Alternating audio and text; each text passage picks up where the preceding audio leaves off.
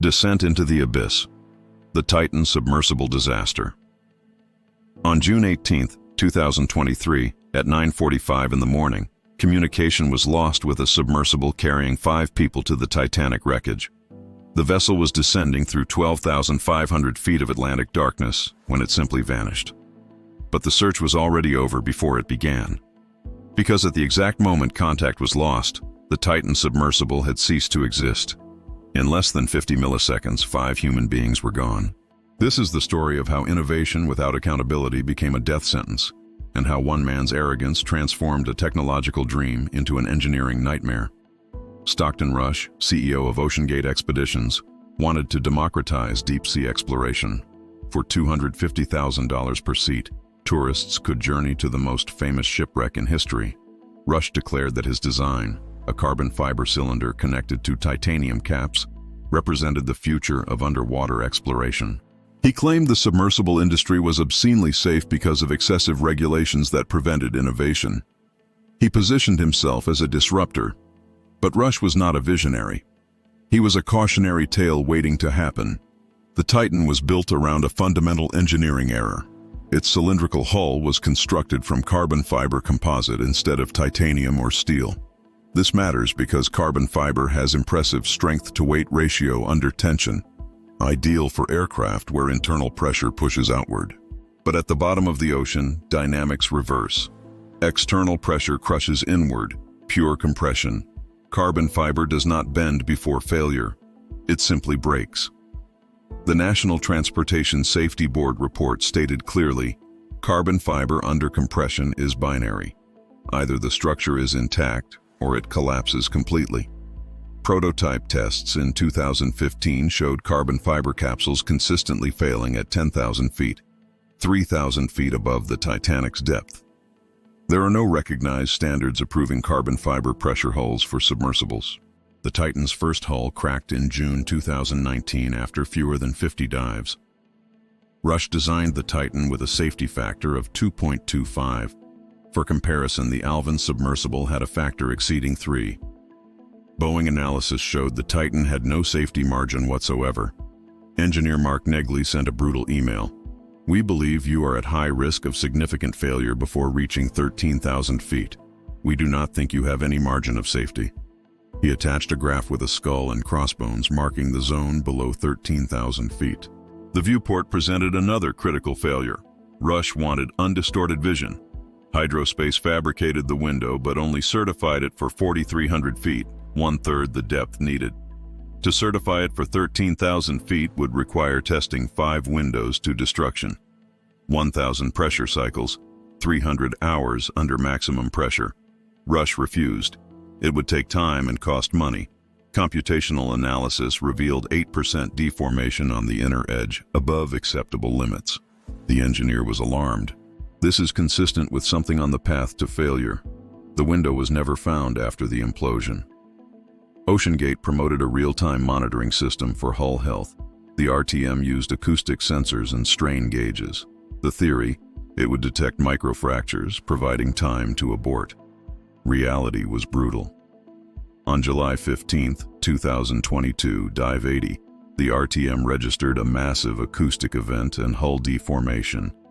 Clear evidence of structural damage. Rush ignored the data. Post-implosion analysis proved delamination began at Dive 80. The system worked. It detected the failure, but Rush dismissed the evidence. Like a driver ignoring the check engine light, Rush continued diving with a damaged hull.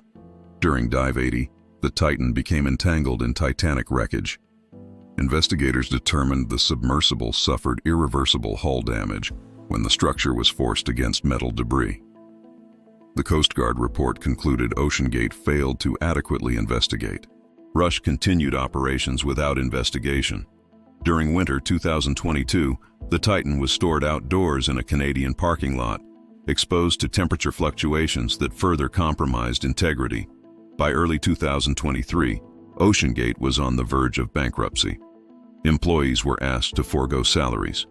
The company had 5 passengers who paid $250,000 each, $1.25 million that OceanGate desperately needed. Financial pressure transformed safety warnings into business obstacles.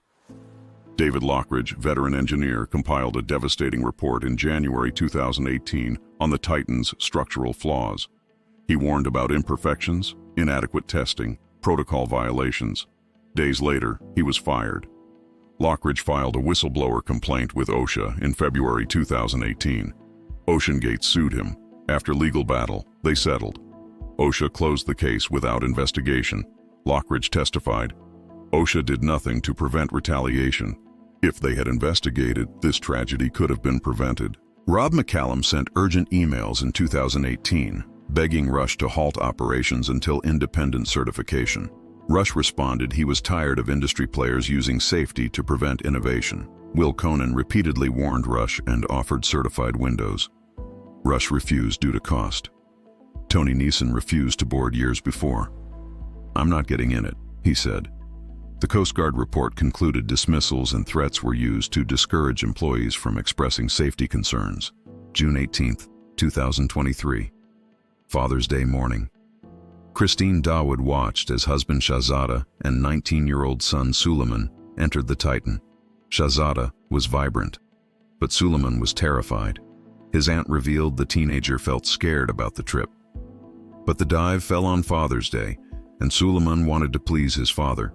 Suleiman brought a Rubik's Cube. Shahzada brought a Nikon camera. At 8 in the morning, the Titan began descent.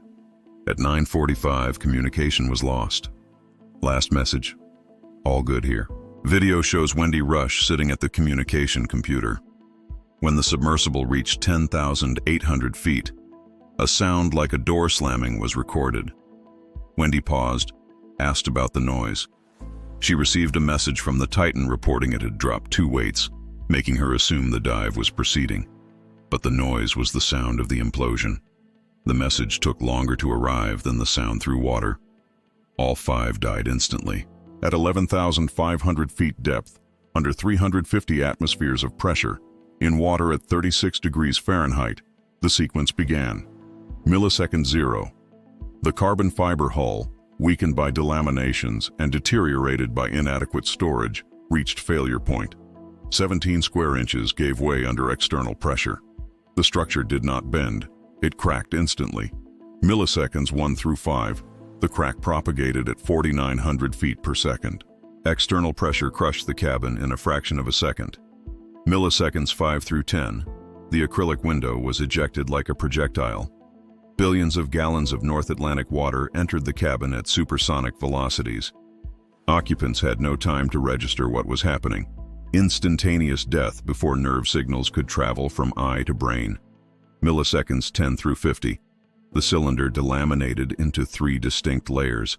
The titanium caps remained intact, confirming failure originated in the carbon fiber hull.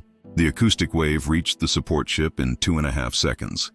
When Wendy Rush heard the boom, she was hearing the sound of her husband and 4 passengers dying. The wreckage was found on June 22nd, 1,600 feet from the Titanic's bow. Titanium caps intact. Carbon fiber hull disintegrated. Window not found. The Coast Guard report included 17 safety recommendations. The NTSB report added 4 more, but challenges remain. The Titan imploded in international waters. Stockton Rush embodied a toxic ideology: move fast and break things. Fatal for physical systems governed by immutable laws of physics. David Lockridge filed his complaint 5 years before the implosion. OSHA closed the case without investigation. The report concluded, early intervention could have prevented the tragedy. Paul-Henri Narjolet, veteran with 37 Titanic dives, trusted the engineering. He died doing what he loved. Suleiman Dawood, 19 years old, was scared but went because it was Father's Day. He carried a Rubik's Cube. Stockton Rush bet he could outsmart physics. Physics won. At 11,500 feet, physics always wins. The Titan was designed for 10,000 dives. It failed at 88. No safety margin, no certification. Warnings ignored. Implosion duration, 50 milliseconds. Suffering duration, 0. This was not an accident. It was murder by arrogance. If you liked this video, hit like and subscribe.